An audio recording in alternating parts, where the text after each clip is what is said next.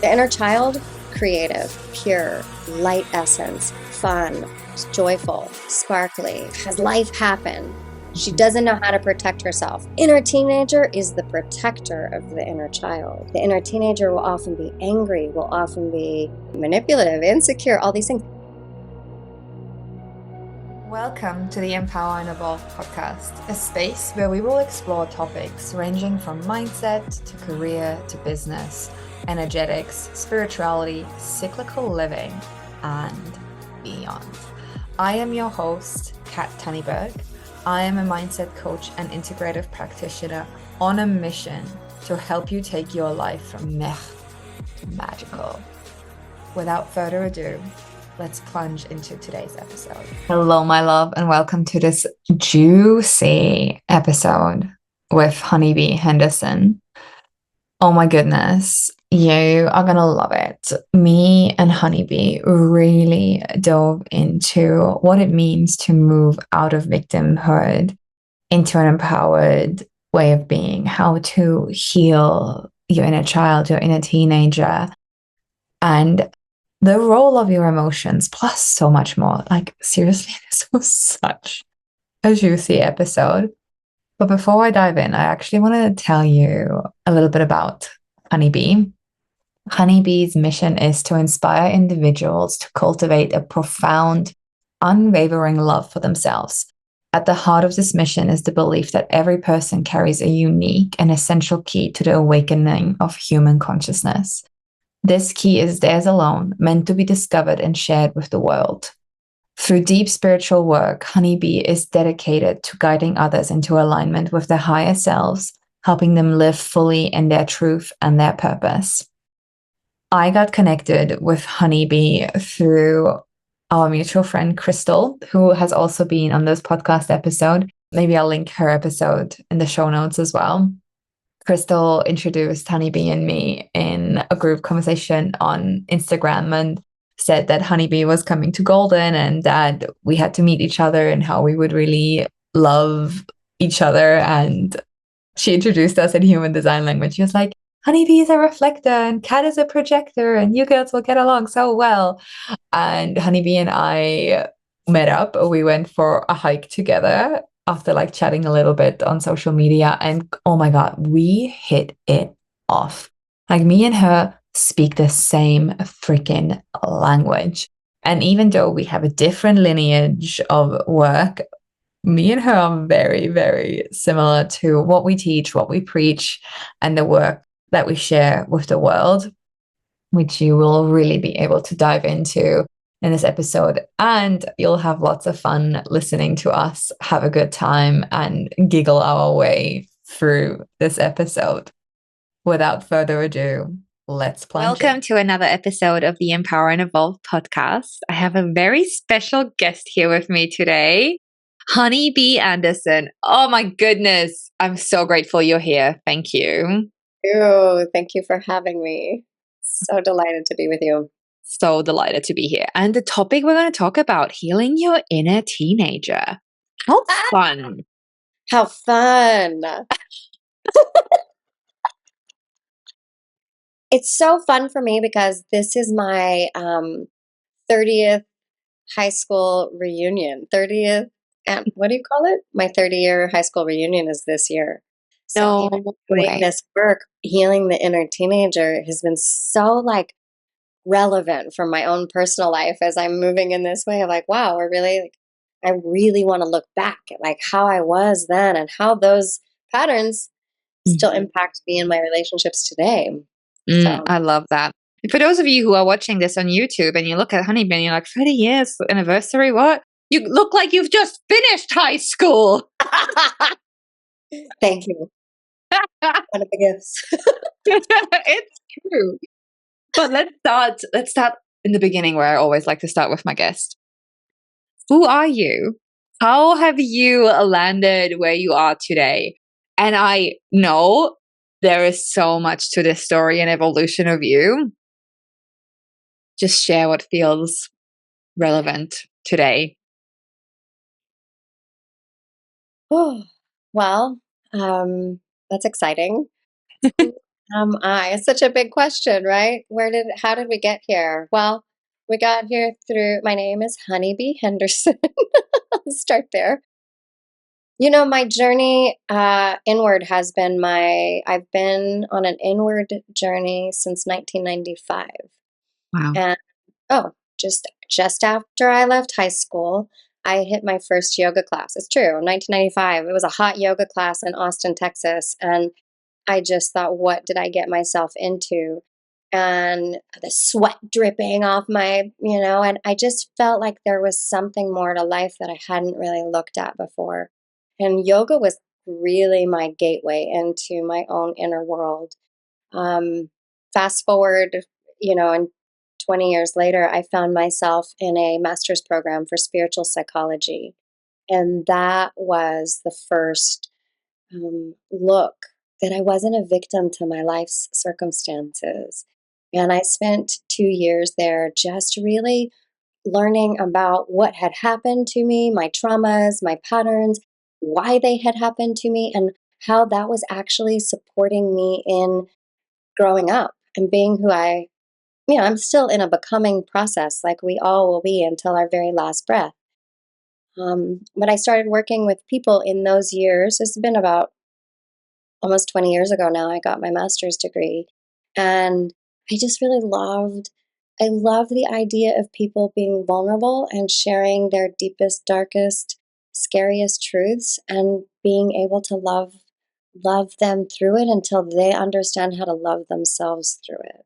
Mm, Yeah, it's good. I have my work in this world is to teach people how to come back home to themselves and to make space for the ugly parts and to make space for the sweet parts and to just be okay with who you are. So a lot of self-love practices over these years.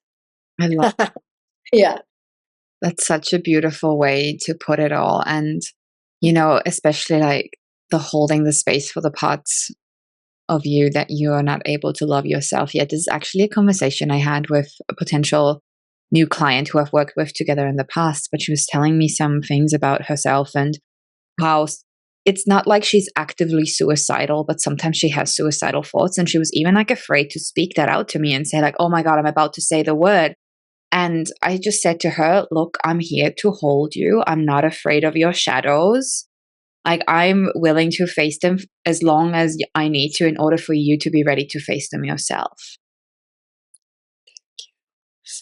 It's like, that's ultimately the real work, because there's so much spiritual bypassing and like, oh, let's just be happy all the time. But there's actually such a big piece of learning to love the parts of ourselves that we keep hidden. Yeah, it feels so unlovable for whatever reason, right? Yeah. That's unlovable. Yeah. Yeah. I also have to mention that the year when you went to your first yoga class, I was 5 years old. Well, that's nice. Isn't it funny how life happens? Oh my God. And when you said that, I was like, this is hilarious. And look at us today. Like, look at where we've come from, like, gotten Yeah. to. So So fun. cool, right?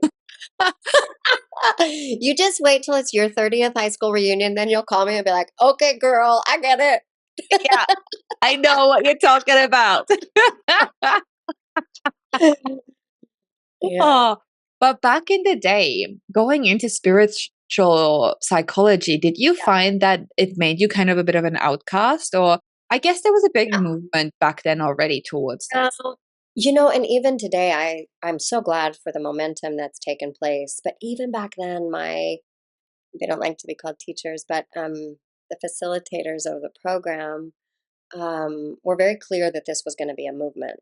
And they told us that eventually most corporations will have a CEO and a chief spiritual officer, and that it would be a bigger hold. And so we kind of knew this wave was coming. And of course, I'm not. My God, I mean, I was in like in the 2000s. How many hundreds or how many years people were already doing this work, and it just builds upon itself, and the generations, the way that I see it is that we evolve so that we stand on the shoulders of those who've come before us. And I'm so grateful for those teachers who have come before me to show and to guide and to lead me and to be where I am. We are just talking earlier about my connection with the Middle East. And right now, it's a big holding and a big capacity. And I feel so grateful that I've done this work so that I can now show up in a bigger way for people that are hurting and needing more of that love, that mothering love. That's what I'm here to bring, is to channel that. Not to channel, that sounds too ungrounded, but to bring in that mother energy, to love those parts of us that feel so unlovable. Yeah. My goodness. Yeah, it's really terrible what's happening in the Middle East. It really breaks my heart. And the It's, lady, I'm sorry to interrupt. It feels very timely because I know that this is an inner awakening that's happening. And no matter if you're looking at yourself at your teenage years or you're looking at yourself if you're whatever age you're looking, like, we all have inner work to do. We all have shadows. We all project our pain onto other people. These kind of things we want to look at, like the generational trauma, but it's also like it's our responsibility to just stay in our lane and take care of ourselves and to really fall in love with those parts of ourselves so that we can walk in the world and our footprints ripple love, because that's who we are. That's who we are together, as long as we have the courage, which, funny enough, that's the second class that I'm offering. It's so funny with the daily Om, but to have the courage to continue to go forward in our lives, to do the inner work, yes, to look under the hood and be like, "Ooh, I don't like that part of me, but I'm going to love it." You know? yes. Oh my So, God, that courage, it's so needed. And I see this so often. And, sometimes I don't know if you can relate to this, but when you're working with clients and you can tell that they're hiding things still, they're just like, it's all so very surface level and you see it, and yet you can't force someone else's journey. right. Like you have to meet them where they're at. Oh, that part's hard sometimes. Oh, isn't it? It's like, Can't you see this thing? It could be so easy. Just do this one thing. And until it comes from you, you yeah, won't take the steps to heal. yeah, Yeah. yeah, Until you start to see how these patterns are impacting your life.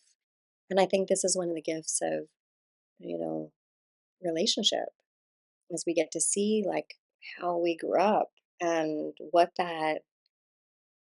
insecurities or what things need to still be addressed from those teenage formidable years. yes. I mean, right?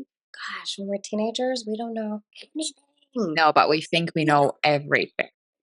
Yeah, yeah. So true. So before we go into the topic of healing your inner teenager, I'm sure most people who are listening to this podcast have at least heard of inner child work. It seems to be, fairly common these days. We've at least heard of it. Not everyone might have done it, but we've heard of Yeah, it. yeah. But maybe for those who haven't, Okay. how would you describe healing like your inner child? Your inner child. So I like to go at things both from the like biological perspective and the spiritual, because I think that's what makes us human. We are these spiritual beings having this human experience, and they both parts of us are so both parts. There's so many facets to who we are. The inner child work to me, from a biological standpoint, is the nervous system work. So you're hearing a lot today about nervous system regulation, and mental health is becoming more, bringing more awareness around it, which I love. And actually, what happens to us as children is that we have this very malleable nervous system because it's just forming.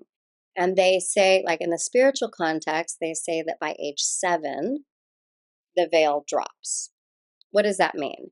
It means that our wonder and our sense of like, oh, life is so awe inspiring, it gets kind of shut down and we get bombarded with life and we start to learn. What's actually happening biologically is that the nervous system, the vagus nerve that some of you have heard about, which is responsible for holding our fight or flight through that sympathetic, it kind of sets itself into place around age 7. So it's the same. We look at it from a spiritual perspective. the veil drops. We become more aware of what it is to be human and less connected to what it is to be the spirit. And in the biology, we're looking at the nervous system. So we want to go back in time. When I do work with people, I always go back as best as we can. And through your NLP and through timeline therapy, which is such a phenomenal tool. So, and I'm just so grateful to know you're doing this work, is to like go back through the timeline before age 7, because we want to see where these programs or patterns were put in place. So the inner child work can be very, um, playful. It can also be very hard because so many of us cut ourselves off from that inspiration, that spark of life, that creativity. And the suffering comes from the disconnection from self, which leads to addiction, which leads to different things. But we really want to honor and, get to know who we are as little kids, because that's the most pure essence. So I don't know if that was helpful or answering your question, inner child work, but it feels like it's a great starting point for us and in our conversation today too. Yeah, it's so true. And I love how you kind of, brought kind of both the spirit and the body into it.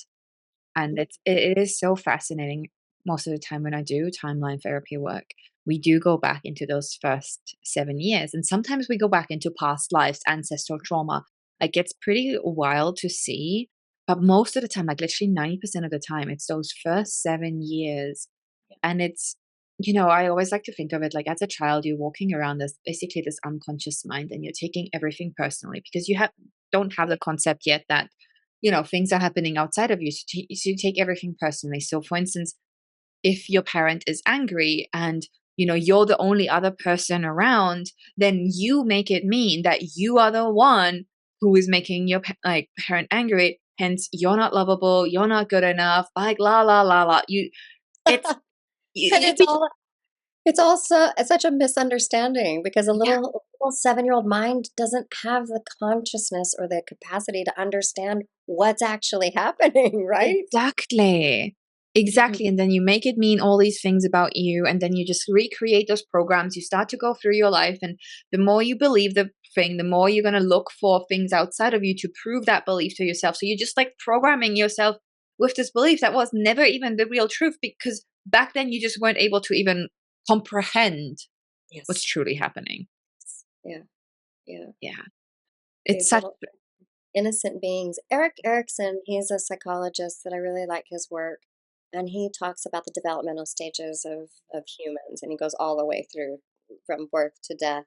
And he's really the one who kind of brought us into this inner child work, because we see like these are the different things that happen at 0 to 3 months. And then again, he has it pretty, and it's pretty consistent what we're learning as we're coming into life. We start off just a ball of mush that's just so connected, and then we start to see like, oh, I'm separate from mom and dad. Oh, there's something else. Oh, and then I start to learn, like, by the time we get to the teenage years, and we have the hormones that start to pump through the body and really changes everything again.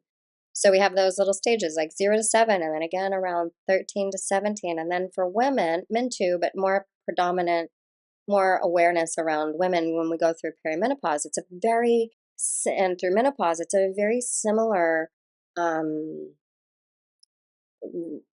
blah, blah, blah, like I don't know the word to use. It's a total change. Like kind of you go into this chrysalis and you become something different, and you don't know what you're going to become while you're going through it.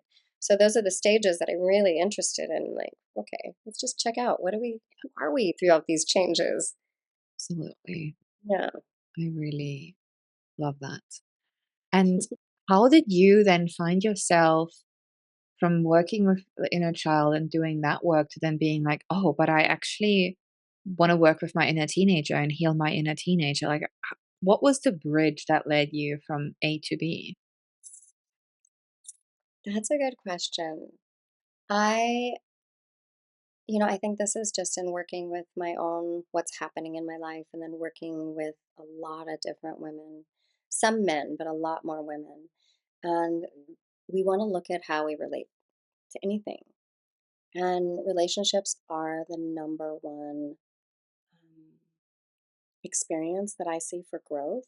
how I relate to the earth, how I relate to money, how I relate to my partner, how I relate to my friends. And in those ways, I started looking at some of behaviors that I actually wasn't that proud of. Some ways that I would have reactivity or be really sensitive to rejection or these things.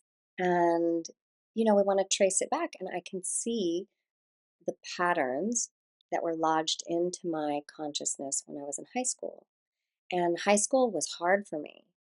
And it's been so cool in these days, just like talking to my friends from high school and they're getting ready to go back and me being revealing how insecure I felt in high school. But Mm. knew. Nobody knew. They just thought I was this great, wonderful, upbeat woman, chick, not woman, like a kid, like upbeat and fun and joyful and happy. And inside I was tormented.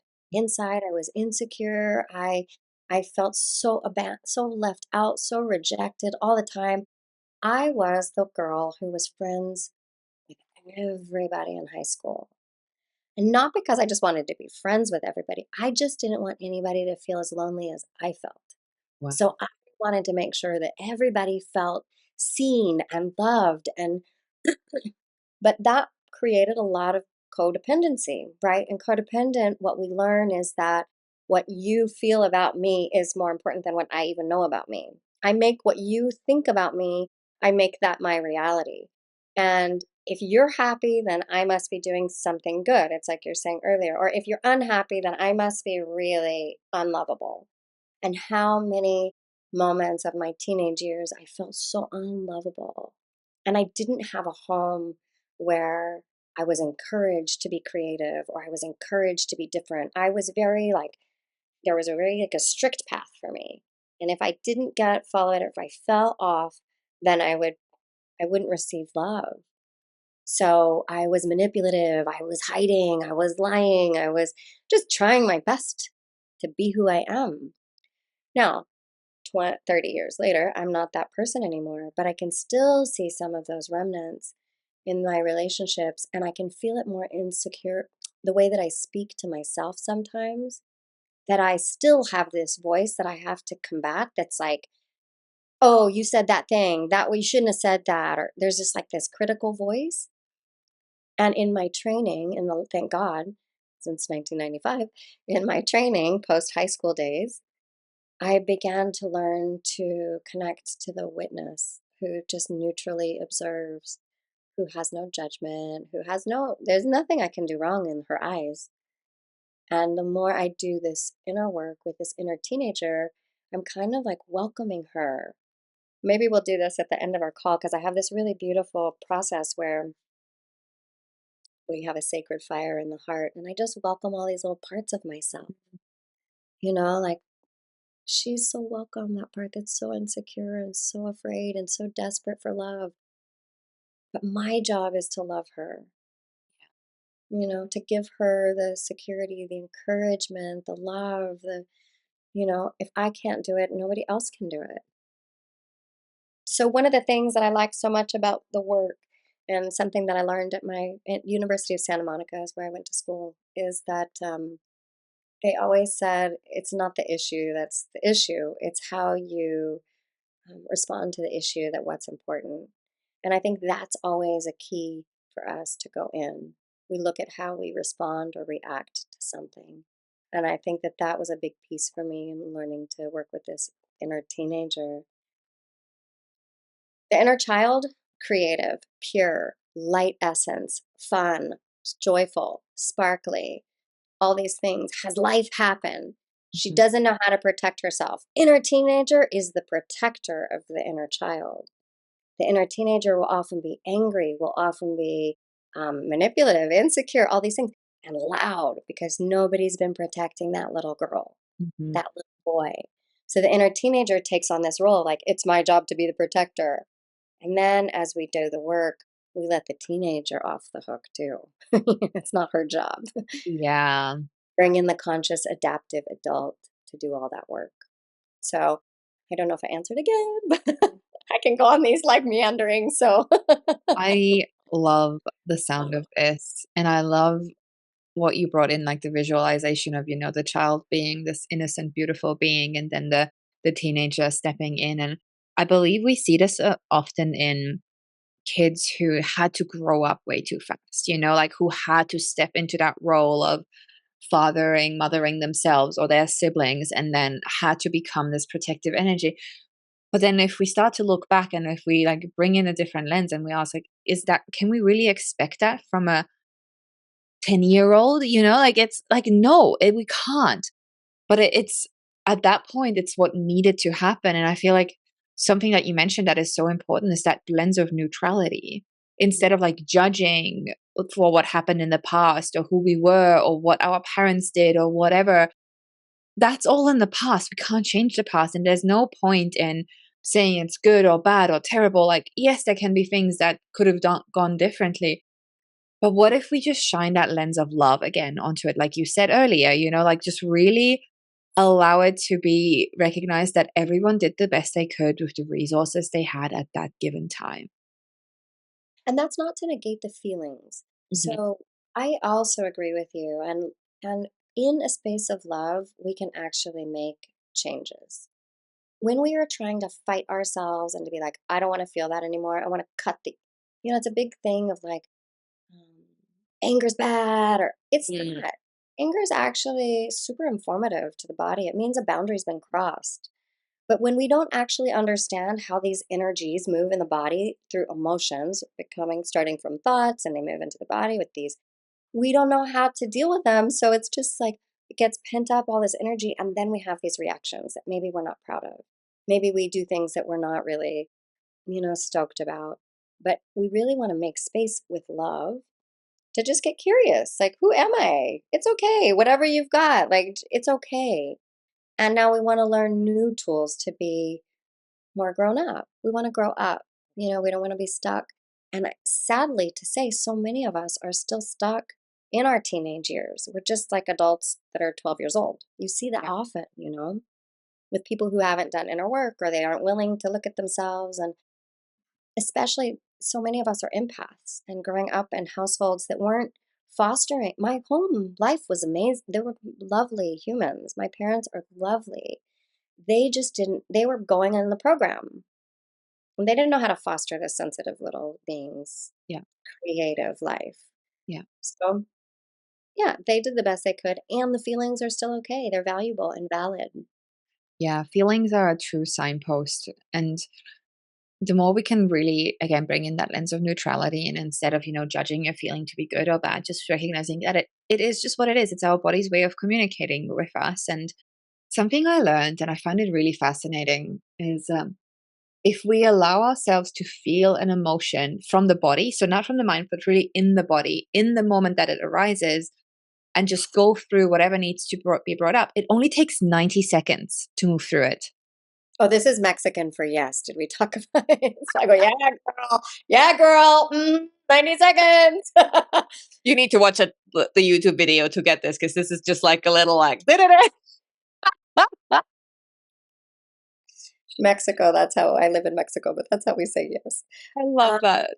Yeah, I read they did a study. When we learned it, I also learned that same information, 90 seconds. The rest of it is indulgence. That part's hard for me because I think about and the wording, the rest is indulgence. Like I'm indulging in this pattern of thought that's creating this feeling in my body so that it will continue in my body because I'm not ready to let go of it. I'm indulging in this thing. If I can breathe, feel the earth. We are electrical beings. If I can feel the earth and just feel the energy, let's say of anger, something that comes up a lot when we become teenagers. If I can let that anger just move through the body, then it becomes power.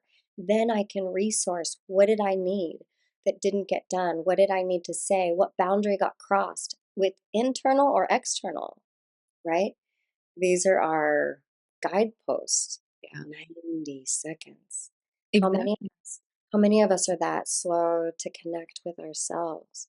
Yeah. Instead, we just shove it down. Yeah, keep going. I've got a million things to do. I got to look on my phone. I've got to call this person. I've got to go to this meeting. I don't have time for that. I've got to deal with my kids or my dog or yeah, or I have to make my business great.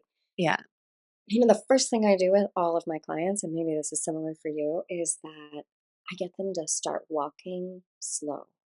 I Mm, don't care who they are or what they're doing, just a practice for 1 week, 1 month, 1 day. Just cut your speed down into half and see what happens. mm, Because through those shifts of our patterns, we can start to see and reveal what actually is underneath. mm. If we're just so robotic, we're going to miss so much. There's so much wealth inside. Right? I love that.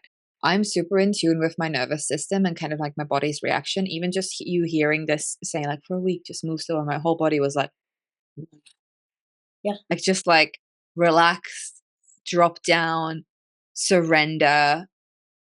Like it's actually that easy to like manipulate how our body responds. But most of us are just running on autopilot and running those programs that we picked up in our inner child years, in our like teenage years, that aren't actually serving us, but we just run them on autopilot. And instead of like actually just taking a moment to be like, what is truly going on? right, We right. just, Get curious. And that's something that I really love about this. A lot of my work is embodiment. And so many of us are disconnected from our bodies. It's like we feel like we have our head is off of our bodies and we're not connected to our heart. And it's like when I work with people, a lot of just closed eye processes so that they can start to feel what's happening in their bodies because those are the portal. The body holds mhm, so much information, you know. yes. Yeah, there's so many cool, beautiful ways to resource ourselves, but it's going slow is almost against the current of society. And it's necessary because we can't go fast until we go slow. That part's annoying. For those of us like me who work with patients, I don't want to go slow. Good God, no way. Yeah. It's required at some point, Yeah. before you can really attune and get familiar with, like you're saying, like you felt your body because you're attuned to that because that's what you've chosen to spend time is like looking within and learning about your own nervous system. And so many of us don't know where to start. Mhm. Most of us. Exactly. Because there's so much to it, and there's so many different tools, different approaches, different ways.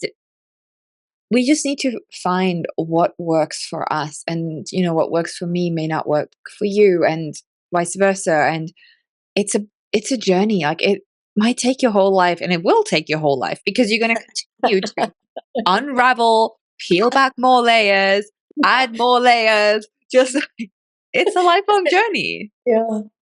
It's so funny in a society of like instantaneous. Yeah, Even I yeah, found myself this morning, the internet, I'm in Canada right now, I'm in BC, and the internet was being funny. And I was like, "Mom, the internet, I'm in a first world country. What is going on here?" It just took like a couple of seconds. I had to reboot. Okay, so what? But I could feel how anxious I got because I needed something. Like, yeah. God bless that part of me that's like, Those quick dopamine hits. Give it to me. Give it to me. Give it to me. Give it to me. "Really, you're so programmed." So programmed. Yeah, so that slowness I find when we move through the body is one of our body is our densest part and it moves slow. The body's not rushing to do things. We're pushing the body a lot. Yeah. And even, I know you have a background in yoga as well, and it was kind of your gateway. I even, Yeah. wonder if Okay. this is similar to you, but when I first got into yoga, it was power yoga, vinyasa, like, give it to me. I want to sweat and die. And Exercise. now, yeah. And Yeah. now it's like yin. I love yin. I'm I'm 100% into yin and I was very similar. And not now, not just now, but I really love Kundalini. But Mm, it's also it's really just about going and getting high for me, like getting to move all the blocks fast with breath work and like really open up and connect and to be like, whoo, that's a practice. And it's a really powerful practice, you know. But what happened for me is so cool. I want to share this little bit with you is that, I mean, I grew up in LA really. My like growing up years of after high school, college, that's where I really found myself. And all the best teachers, the best yoga teachers. This is, late 90s, early 2000s. And everyone you've heard of, those were our classes we were taking, because we just didn't know. And in one class, simultaneously, I was going through this inner work, learning about my inner child. She wouldn't look at me. I could see her when I closed my eyes. And this is very common when we are starting to do inner child, inner teenage work. Those parts of us, when we look inside, they're like, you're not safe.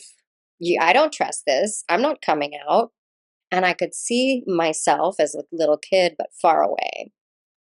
And it wasn't until I took a very slow yoga class. I remember, I'll never forget Denise Kaufman in a yin yoga class, and I'm in down dog for like 5 minutes or something, like one of those classes. And at some point, that little girl showed up on my mat wow. in front of me, and she just looked at me, and her life had been very gray and blacked out until that point. And in that class, she just had colorful pillows around her.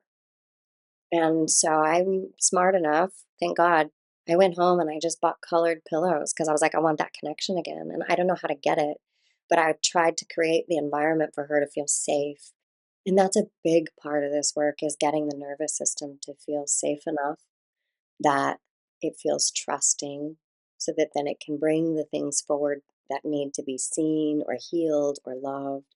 So many of us that have like dissociative memories from childhood, when we start to do these practices, things will start to come in. It can feel very scary Yeah. because you're like, wait a minute, I'm doing these things to make myself feel better, but now I'm actually, and it's just time. That's just the time for these parts of us to come to show themselves. They're like, I want to be healed too. I want to be integrated. So yeah, that slow roll yoga, that's the jam. I love that story. That's such a powerful story. And I actually love to do a lot of this kind of work, whether it's parts work or even like meeting parts of you in a meditation. And I actually often find with clients that there is that resistance of the person doesn't want to really show itself or like look at you or and it's so true with the safety isn't there. And another piece here I think that is important to mention, and I'm sure you can relate because you've kind of already said this, but when we first start doing this work, it can feel like we've opened the floodgates. And suddenly, all of the memories that we have been repressing are flooding back in. And we might tell ourselves, like, I signed up for this coaching thing to get better. And here I am, way worse than I was a month ago. It's part of the journey. Yeah, it's part of the journey. It's part of the journey. It's part of the journey. I showed up to this master's program a mess, hadn't ever really been able to tell my story to anybody. And I left that weekend. We met one weekend a month. I went for 4 years. But the Wow. first weekend, I called Monday morning. I don't think you guys are very responsible. And I've left feeling way worse than I thought. And I thought that telling my story would make me feel better. And it just makes me feel worse. And now I've got, and the same like you just said, this gorgeous man on the other end of the phone, I'm sure gets this phone call so often. Just consider that it's part of your process. I don't want to consider my teenager, no fighting. I Yeah. protect that little girl. I don't want this to be part of my process.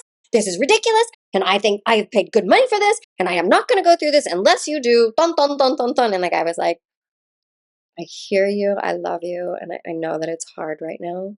And we just encourage you to come back next month. I was left for 1 month unraveling my own story, my own like version of what happened now that I've laid out my most vulnerable memories to these people. And man, it was raw. And then over time, it's like we collect ourselves back, and that's so loving. I mean, my work is I'm so grateful to be connected to the energy of the Divine Mother. Like she's my everything. And so that's the work, is like bringing those scared parts home to mama's love, to my love. It just feels so yummy. But yeah, sometimes we go through those bumps. And they're real. They're real. And it's so hard. And it can be so overwhelming. And it's just the lovely man said to you, Yes. trust the process. Yeah, trust the process. That's Allow lovely. it to be part of it. Yeah. You're going to get through, and you're going to look back at this and realize that every single thing had to happen the way it did in order for you to become who you are. Yes. Yeah. So Yeah. that takes us out of victim consciousness. And what I like a lot about that is that, and maybe you do this too with my clients, get so frustrated with me because every time they speak about themselves in the third person, I always interrupt and say, I feel this, I feel that. Because when we can own and take accountability for our own energy, for our own pain, for our own suffering, if I can take accountability for that, then I can change it. Yeah. If I say, like, you've done this thing to me, that's that codependent Yeah. thing, right? You've done this thing to me, now I'm hurting. Instead of just saying I'm hurting, that's a very different. I can't really help anybody who's super far out, Yeah. because there's nothing there. Yeah. It's vapid. There's no Yeah. uh, we call it in Hawaiian technology, we call it aka. There's a cord, Yep. the Yeah. aka cord that gets connected between every time we relate, and it's like there's no aka. There's nothing there if you're speaking on the you. Yeah. You understood. Exactly. So, I wonder if you've ever had people fight you back. I had this client once who I tried to teach this concept, and she basically said to me that I have no trauma knowledge and I create more trauma by telling people this, basically to get out of the victim mindset. oh, you as the facilitator, she told. Bless her. Yeah. Yeah, I was really fascinating. And it's, again, it comes back to, like, she probably just wasn't ready for it at that point. And I love this woman. She's incredible. Mm, But it was just, yeah, it does have to come to the place where you can take that personal responsibility. And even your story, I know a little bit about it. We haven't really talked into it, but you're not stuck in the victim mentality of the things that happened to you. You've risen above it, and we have to rise above in order to make the true change. yeah. It's funny because I have you got to get down in it. That's funny that you go, we got to rise above. It's the same energy, but Yeah. yeah. Yeah. So I'll share a little bit just in a quickly. I had, because I think this is helpful for many people. I had sexual abuse when I was 3 years old. And the cascade of events that happened after the sexual abuse is the trauma that I experienced, which was emotional neglect, because largely my parents didn't know how to handle this angry little child. And they didn't know, so they would try to just make me happy, and they were trying their best. But that level of neglect that I felt as a child now is a recipe for how much more I have to pay attention to myself. I'm not willing to neglect myself anymore. And I love my parents for what they did and what they've been through. And I want to own the fact that I need a lot. I don't need it from you because you leave. I love you, Kat, but you're going to leave after this call, and then we'll talk when we do again. But I won't leave me. And so when I look at the things that happened in my childhood, I see them as glimpses of how I can love myself more as an adult, so that I don't continue these unconscious patterns. I We have, like, what is it, 80 to 90% of our reality is based on our unconscious Yeah. pattern.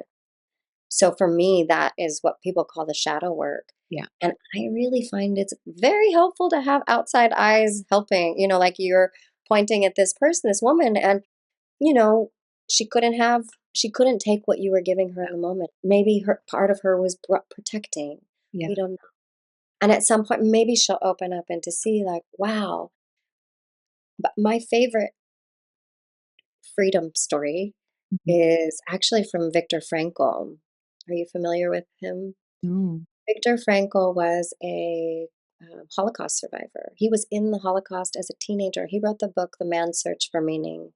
And he was he was not a teenager. He must have been an adult because he wrote a book about his experience in the concentration camp and finding freedom, because he found compassion for the soldiers that were bringing harm to him, and he found things to make him feel free so that he wasn't burdened. He was a psychiatrist, this was his study.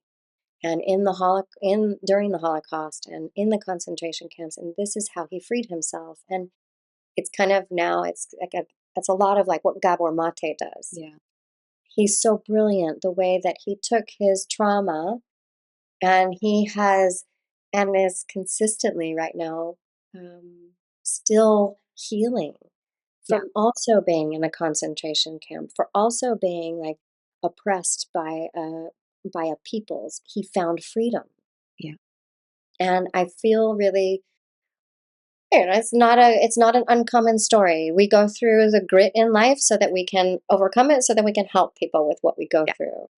And I'm not taking away from anybody who has struggles with being raped or sexually abused or whatever their story is.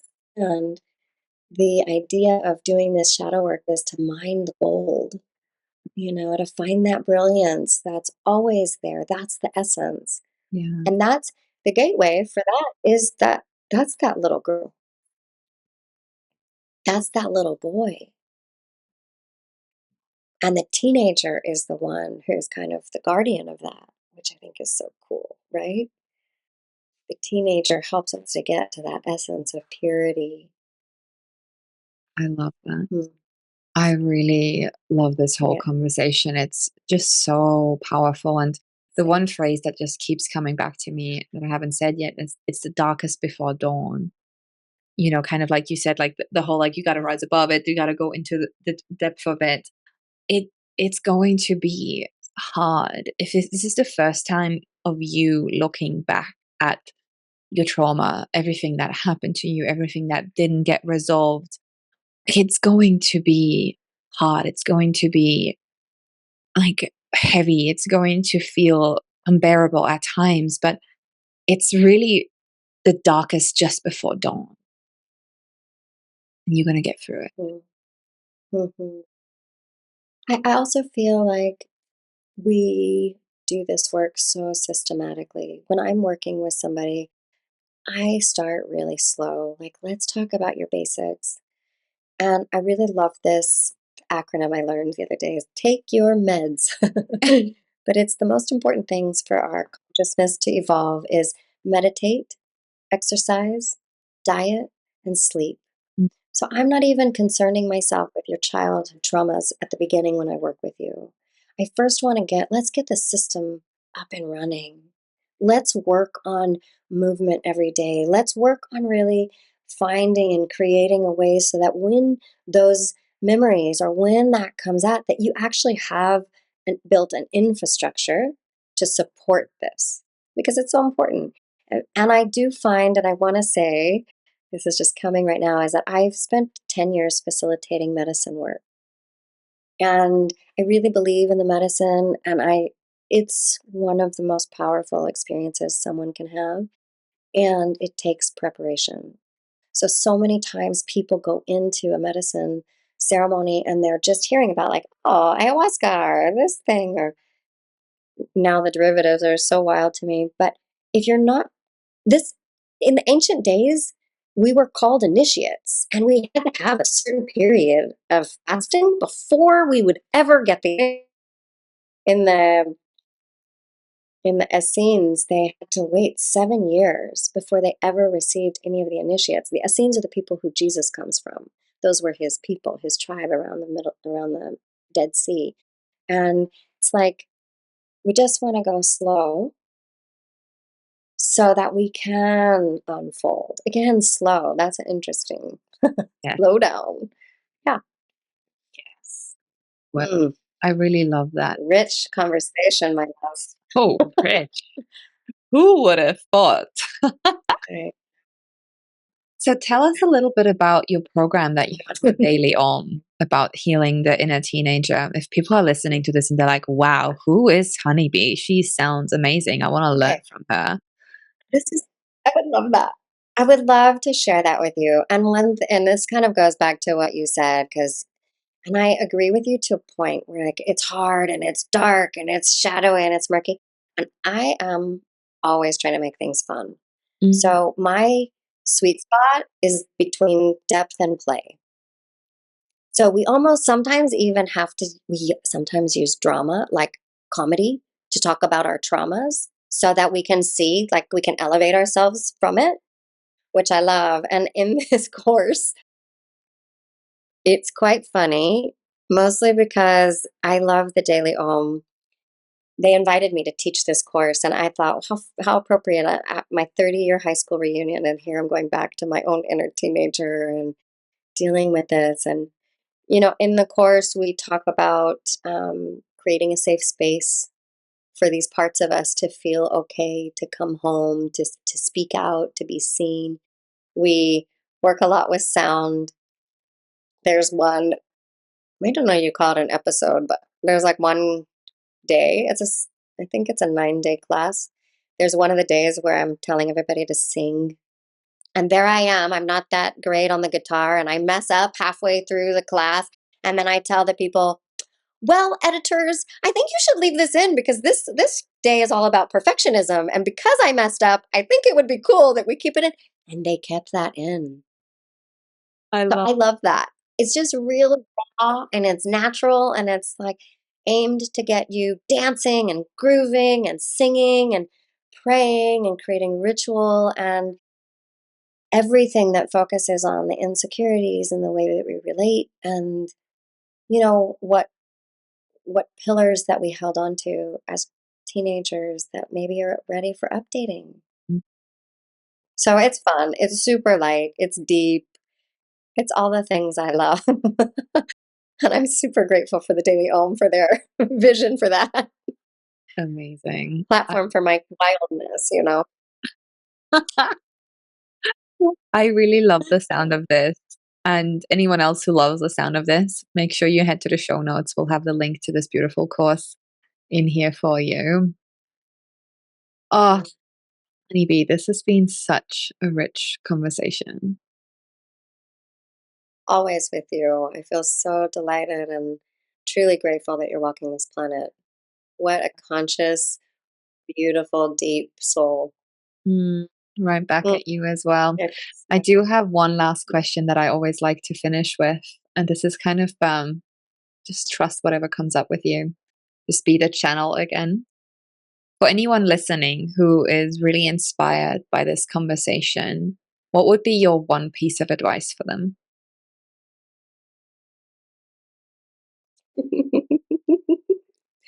I mean, it's hilarious, but it's hip circles. Yes. Here's the deal. When we get up and we start moving out,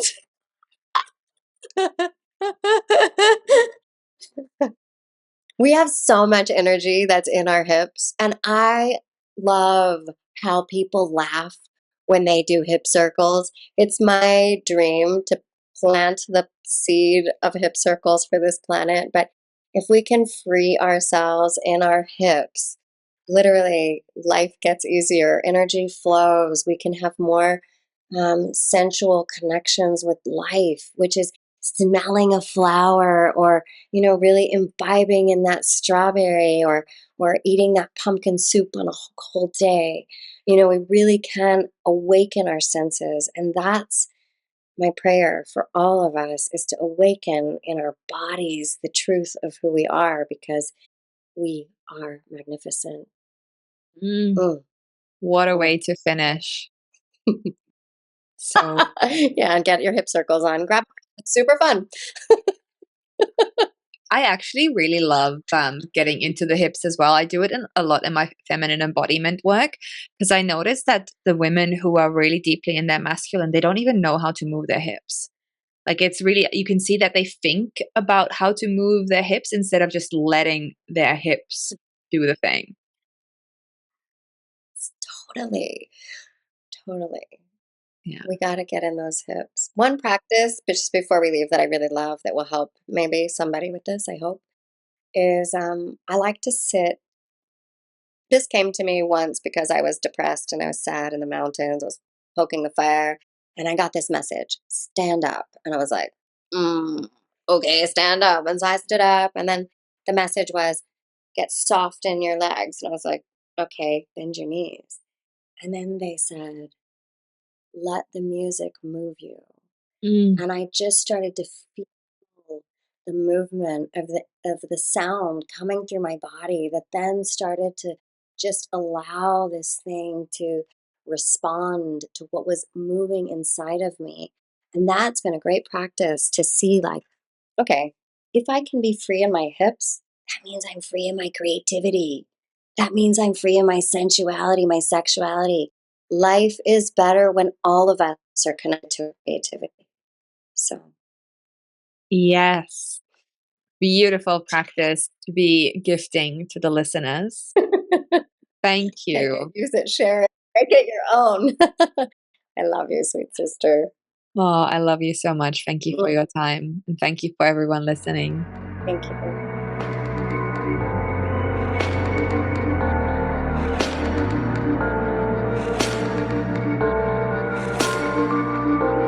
Thank you for tuning into the Empower and Evolve podcast. It means so much to me that you've taken time out of your day to tune in. If you're open to it, and if you love the episode, I would love to invite you to take a couple of minutes to rate and review the podcast on either Apple Podcasts or Spotify. This will help me reach new audiences and share this message more broadly. And if this episode really struck a chord with you, I would like to invite you to share it on social media and tag me at It's Coach Kat so we can spread the love together. Until next time, I'll catch you there. Bye.